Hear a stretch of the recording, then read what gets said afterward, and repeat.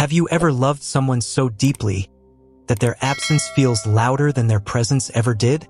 That's not a poetic line. That's just how it feels when I think about her. My name's Lucas. I'm 26 now. I work as a UX designer at a tech firm in downtown Portland. I drink too much coffee. I pretend to like yoga. And I carry a memory I've never shared. Not with my friends. Not even in therapy. This is the story I've never told anyone. I call it. She looked me in the eyes and said, "Do you believe in second chances?" It started in the middle of a Tuesday. Rain against the window. A knock on the office glass. And a voice, light, unfamiliar, but confident. "Are you Lucas from UI?" I turned. She was new. Clearly not from dev or ops. She had this storm in her eyes kind of energy. Wore black boots, burgundy blazer, messy bun. She looked like someone who didn't try, but still somehow made time stop. "I'm Erin," she said, extending a hand. "I just transferred from the Toronto branch. Marketing. You're the guy I bother now with user interface questions." I laughed. Then I'm honored to be bothered. That was the start. 3 weeks later, we were sharing sushi during lunch breaks and late-night Slack messages that somehow turned into 3 a.m. playlists. But here's the thing.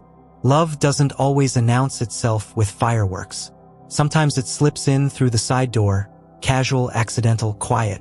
And then one Friday evening, everything flipped. Our company had this absurd annual retreat, an overpriced escape at a lakeside resort where nobody actually relaxed. Just passive-aggressive meetings in polo shirts and fake bonfires. But that night, we snuck out, just the two of us, a bottle of wine, feet dangling over the dock. She asked, "Do you believe people meet for a reason, or is it all just chaos?" I shrugged. "I used to think it was all math. Then you walked into my team and made me believe in variables." She smiled, but it was a sad smile, like she wanted to say something else. That's when she reached out and touched my hand. No words, no label, just skin on skin. And I swear, that moment rewired something inside me. We kissed, once, and then again like the first one had been a mistake that needed correcting. The next morning, we woke up on the edge of her rented cabin bed. Quiet, heavy, as if something sacred had been touched but couldn't be spoken of. Back at work, things got weird. She stopped sending late-night messages. She started sitting with the legal team during lunch. When I asked what happened, she said, "Lucas, timing's a bitch." I didn't get it. Was she scared? Was I? Weeks passed. One night, I finally showed up at her apartment. I brought coffee, the same stupid kind she always got, decaf oat milk with cinnamon. She opened the door, and someone else was there. A guy, tall, laughing, holding her waist like it was his. She froze. So did I. Lucas, I thought I explained. But she never did. She never really said anything. I left. I didn't cry, but I think something inside me did. Quietly, like a crack forming behind wallpaper. Months blurred. I got promoted, worked late, smiled at the right people, even dated someone new, Emily from HR. She was smart, sweet. She even met my mom. But the truth? She didn't know my heart, because I had stopped showing it to anyone. Then came that night, the annual holiday party. Overhyped, loud, annoying. I wasn't even going to go, but something, maybe masochism, maybe hope, pulled me there. And there she was, Erin, wearing a silver dress that caught every light in the room. She walked toward me, alone. No guy, no drink in hand, just her. And when she stood in front of me, eyes locked, the music fell away. "Lucas," she said, voice almost trembling. "I need to ask you something." I didn't breathe. She looked me in the eyes and said, "Do you believe in second chances?" And before I could answer, someone grabbed her arm. A woman, older, stern. Erin turned pale. "Mom, please." "Mom?" I stood there stunned as the woman looked at me like I was a stain she'd found on a white tablecloth. "I told you," she hissed at Erin. "Not him. He's not." Erin stepped in between us, her voice sharp. I make my own choices now. Then she turned to me, lips parted, but her eyes, they were shaking. I need to tell you everything, she whispered, but before she could, her phone rang. She glanced, froze. Lucas, I have to go, but please, don't shut the door yet. She turned and disappeared into the night, and I just stood there, holding a cup of cold cider, watching the only woman I ever truly loved walk away. Again, this time, maybe forever. They say some nights don't end, they just wait for the next chapter to begin. That night didn't end for me. It lingered like perfume on a collar. I didn't sleep. I kept playing her words over and over. I need to tell you everything. And that look in her eyes, equal parts fear, guilt, and some buried kind of love. I didn't hear from her for 3 days. Not a call, not a message, just silence, echoing like a question I wasn't allowed to answer. Then on the 4th day, a knock. Not a text, not a call, a knock. I opened my apartment door, and there she was. No silver dress, no makeup, just Erin. Hoodie, jeans, and eyes that looked like they hadn't slept. Can I come in? I nodded. She walked past me like a storm cloud dragging its rain behind it. We sat, 2 mugs of tea going cold between us. And then, she finally spoke. Do you remember the night we kissed? She asked. I nodded. I lied to you after that. About everything. I didn't say anything. My chest tightened. She looked down. The man you saw at my place. That was Derek. My fiancé. I blinked. Fiancé. Ex? She corrected softly. Now ex. Couldn't breathe. You were engaged? I was. Before I moved to Portland. Before I met you. I ended things because he wasn't safe. Controlling. Manipulative. But his family's connected. And mine, well, my mom's reputation matters more to her than my happiness ever did. She leaned forward, resting her hands on the mug like it was the only warmth she had left. My mom flew into town the night of the party. She was meeting with Derek's family. They were trying to fix things behind my back. My throat went dry. So the kiss, the way we were, was I just a... No, her eyes flashed up. God, no.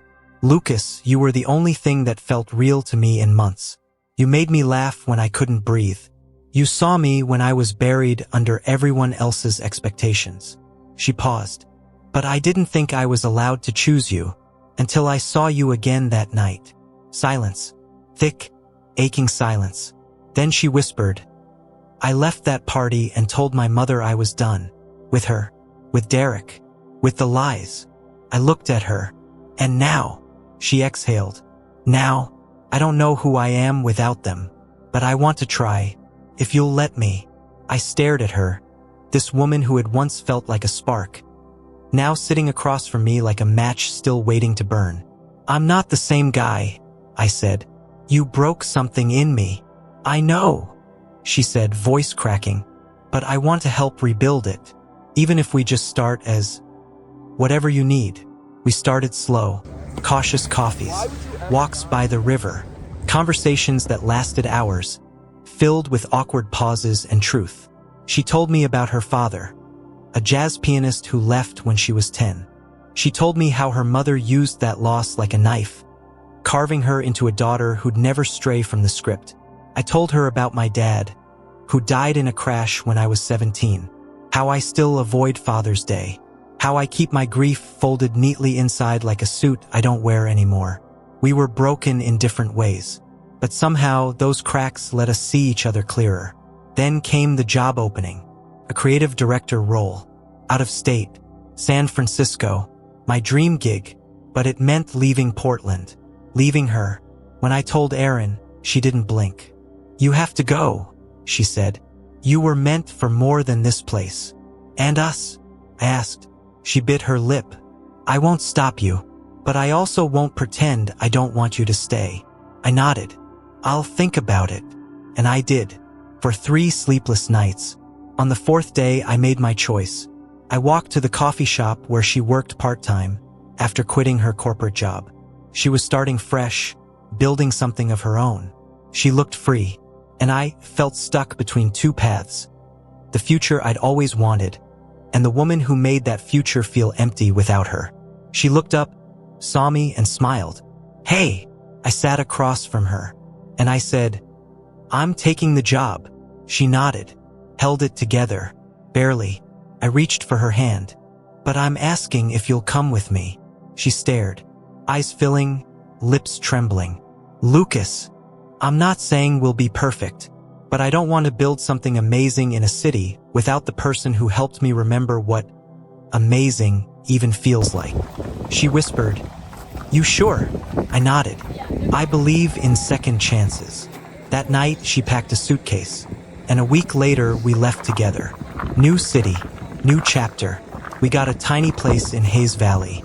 We fought over laundry and fell asleep on the couch with Netflix still asking if we were watching. But we were trying. Together, we still are. We thought moving cities would mean a clean slate. But the truth? The past doesn't ask for your permission. It just shows up. Started as a letter, a real one, handwritten, no return address. I found it wedged beneath our door when I came home late from a client pitch. The handwriting was familiar, sharp, angled, impatient. It was from him, Derek. "Lucas, I know you think you've won, but I was there long before you, and I'll be there when she falls apart again, because she always does. Ask her about the night in Toronto, about the hospital. Ask her who she really is. You're just the placeholder. I'm the one she always comes back to." My hands trembled. I read it twice, 3 times, and then I just sat down on the floor, the city buzzing outside like nothing had changed, while everything inside me cracked open. I didn't bring it up that night, not even when she wrapped her arms around me in the kitchen and whispered, "You smell like coffee and ambition." But the next day, I couldn't hold it. We were walking home from a small bookstore in the Mission when I said, "Did something happen in Toronto? Something I don't know about?" She stopped, dead in her tracks. Her fingers slipped from mine. Then she said nothing. For too long. I pulled the letter from my pocket. "He dropped this off. He said." "I know what he said." She cut in. Her voice went hollow. She took the letter, read it, then folded it without emotion. And then she said the one thing I didn't expect. "Let me show you." We took the subway across the city. Silent, heavy. When we got off, we walked 10 blocks. To a building with tall gray walls and ivy climbing up the side. It was a clinic, not a hospital. Not anymore. Inside, she spoke to the receptionist, who greeted her by name. "It's been a while, Erin." She just nodded. "Is Sarah in?" Sarah was a counselor, the woman who helped her rebuild after the night that nearly ended her. She told me everything. How, during her engagement to Derek, she'd had a breakdown. How he'd isolated her, tracked her phone, even managed her schedule. How one night, she'd locked herself in a bathroom with a bottle of pills. Not because she wanted to die, but because she didn't know how to keep living that way. A neighbor found her, called 911. That night, she was taken here, voluntarily. She spent 4 weeks, learning, healing, unpacking years of silence. And when she walked out, she promised herself she'd never let someone else write her story again. She looked me in the eyes across Sarah's office, hands trembling. "I didn't tell you because I didn't want to be that girl you had to fix. I wanted to be whole for you." I stepped forward, took her hands. "Erin, you don't have to be whole for me. You just have to be real." She broke, right there, silent tears, and so did I. We sat on that old leather couch. No music, no soundtrack, just the soft hum of truth finally released. Life after that wasn't magic. There were more hard talks, more therapy. We fought, over dumb things, over big things, but always with our hearts on the table. We started couples counseling. She started a small design studio from our living room. I turned down a promotion so I could work fewer nights. We were choosing us again and again. One morning, a year after that night, she poured coffee into my mug. We were quiet, watching the fog roll in over the rooftops. Then she sat down beside me, took my hand, and said, "Do you remember what I asked you at the party?" I smiled. "Yeah, you asked if I believed in second chances." She leaned in. I do now. Final reflection. If there's one thing I've learned, it's this. Love isn't always soft. It's not always safe. It doesn't arrive perfectly timed or wrapped in clean chapters. Sometimes, love comes broken, messy, with secrets, with scars. But when two people choose to stay, not because it's easy, but because it's true, that's where the real magic lives. I don't believe in fairy tales anymore, but I believe in second chances. And her, always her,